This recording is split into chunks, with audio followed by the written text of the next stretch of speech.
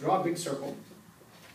And then in your head, I want you to see a bicycle wheel. The old kind of bicycle wheel, not the 4 spokes or the 5 spokes, but the one that has like hundreds of spokes all the way around it. So put a hub in the middle and draw as many little spikes or spokes as you can think of around there, from the hub to the outside, connecting it.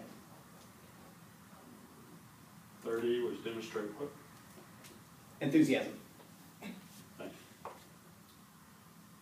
If your life is that bicycle wheel, each of those spokes is a different story. Now, in this room, I've been able to use the punchline, the call to action, if you will, of closing a business transaction. Because generally speaking, that's what you're here for, is to learn how to grow your business, whether it's Dynamax or your home remodeling business or whatever it is. The reality is the right story is not about the call to action. The right story is about demonstrating who you are to the audience in front of you.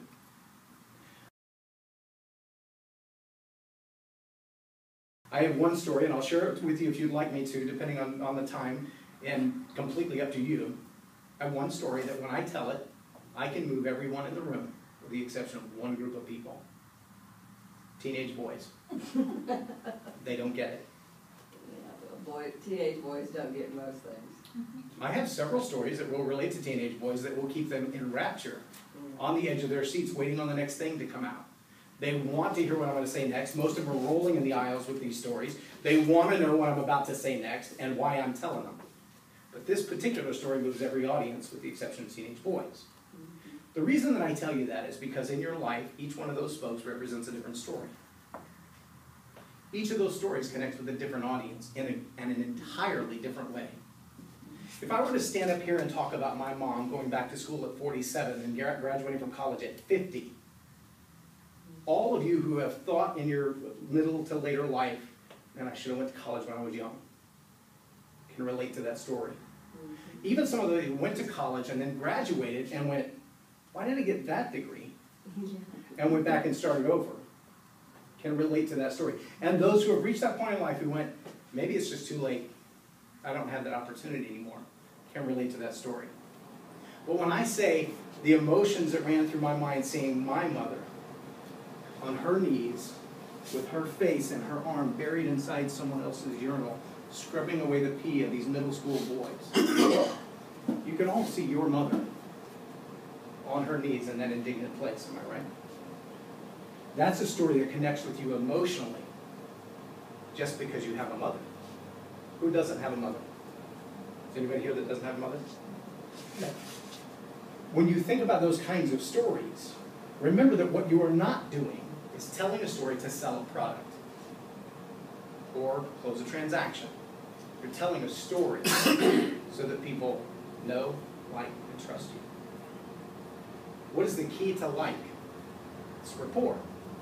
It doesn't mean you have to adore me or be endeared to me. All it means is there has to be a place where you are like me. We all have mothers, right? If I were to tell you a story about my mother, we would be alike, because we all have mothers. That was a hard one to mess up. But because you know me, you've heard me tell a story that's personal and intimate about my life and authentic. And because you like me, because we all have mothers and so we're alike, now the only question you have to ask is, can I trust you? And when the story comes with enthusiasm and you've earned the right to tell it and you're eager to tell that story, you have built all three of those things into one story. Every spoke on that wheel is a different story, and it's not about a different call to action. It's about a different audience.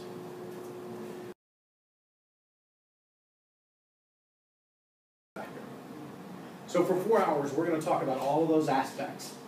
Everyone is going to bring their best story to the front of the room, and we're going to hammer on it until those little words that can cause dissonance are erased, until those moments of, I'm not sure I'm comfortable telling this story, are gone, until you can take that story, those 2 minutes, and put anything, sign up, buy my car, build my garage for $500, whatever it is, whatever call to action you want to, we'll be able to slide right into the end of that. And because you built such a great rapport with these people, they know you, they like you, and they trust you, you can put any call to action you want to in the end of it, and they will emotionally buy in.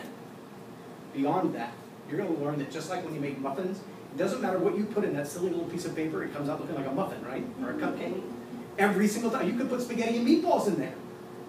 And when you're done, it's going to look like a muffin. Because it doesn't matter what's in your story when you use the process, the system, just like with Dynamite. When you use the system, you get the same thing every time.